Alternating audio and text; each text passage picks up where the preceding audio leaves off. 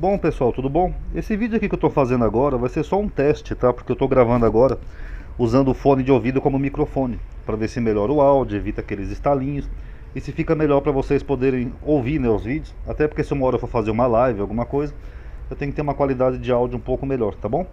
Então esse aqui é um esboço de Gálatas que eu estava fazendo, é bem maior que isso. Eu vou ler só um trechinho aqui para vocês nessa questão aqui de outro evangelho que o autor de Gálatas está lidando. Porque parece que tem uma disputa, né, que ele está disputando com alguns grupos ali, e esses grupos seriam exatamente o dos apóstolos. Vamos dar uma analisada. Ó. O autor de Gálatas, ele começa lidando com um conflito na região ali da Galácia. Um outro evangelho estava sendo pregado e aceito pelos Gálatas. Ele diz assim, ó: maravilho-me de que tão depressa passasseis daquele que vos chamou a graça de Cristo, ou seja, Paulo, para outro evangelho, o qual não é outro, mas há alguns que vos inquietam e querem transtornar o evangelho de Cristo. Então ele fala que é um outro evangelho, mas não é bem outro, ou seja, é só algumas mudanças que estavam fazendo no evangelho. Mas, ainda que nós mesmos, ou um anjo do céu, vos anuncie outro evangelho, além do que já vos tem anunciado, seja anátema. Então aqui é o que ele estava anunciando. Aí ele repete aqui de novo: assim como já vô-lo dissemos, agora de novo também vô-lo digo, se alguém vos anunciar outro evangelho, além do que já recebestes, seja anátema.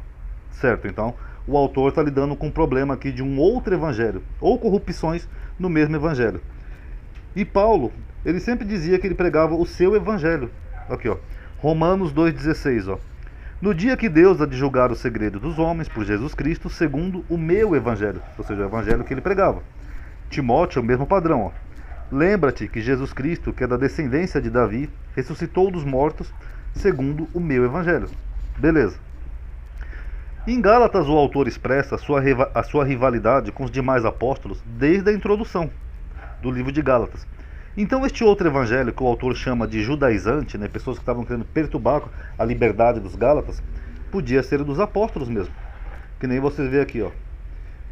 E quanto àqueles que pareciam ser alguma coisa, que ele está se referindo aos apóstolos, quais tenham sido no outro tempo, não se me dá, Deus não aceita a aparência de homem, esses digo que pareciam ser alguma coisa, nada me comunicaram. Então o que ele está dizendo? Que eles pareciam ser alguma coisa, ele está desdenhando dos outros apóstolos. Já adiante ele diz assim, ó: mas quando vi que não andavam bem e direitamente conforme a verdade do evangelho, disse a Pedro, aqui ele está falando de Pedro, o apóstolo, na presença de todos: se tu, sendo judeu, vive como gentios e não como judeu, por que obriga os gentios a viverem como judeus? Então do que ele está acusando Pedro aqui? De Pedro estaria obrigando os gentios a viverem como judeus. Curioso, né? Então o que nós percebemos aqui é que Pedro, segundo Paulo, né, diz ali, estava obrigando os gentios a viverem como judeus. Então Pedro seria um judaizante. Lembrando que os gentios aqui no caso poderiam ser apenas os judeus da diáspora. Que eu já fiz um vídeo mostrando sobre isso, né, que gentio, até a Galileia, era chamada Galileia dos gentios. Logo, Pedro seria um desses judaizantes. E é isso que Paulo aqui está pé da vida com isso, porque Pedro estaria tentando fazer com que esses gentios ou judeus da diáspora vivessem como judeus, e Paulo queria que não. Então nós temos um conflito teológico aqui, né? Duas visões diferentes. Pedro queria que os gentios voltassem, né, para a aliança, circuncisão, essas coisas, e Paulo não. Paulo falava que eles tinham liberdade em Cristo. E se Pedro pregava o evangelho também como Jesus mandou pregar, inclusive Jesus falou para não pregar para os gentios, né, o não judeu, então era provavelmente esse o outro evangelho que Paulo se referia. Será que não é isso mesmo? Aqui, ó.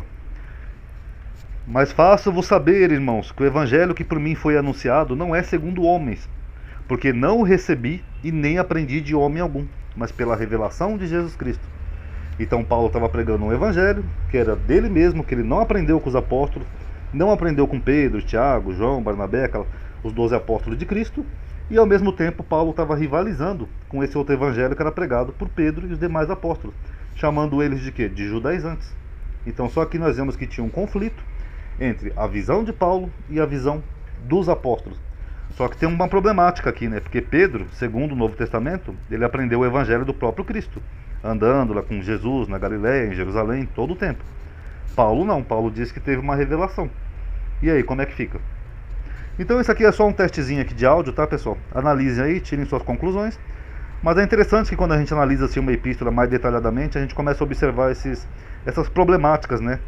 e essas correntes de pensamento diferentes, tá bom? Paz a todos.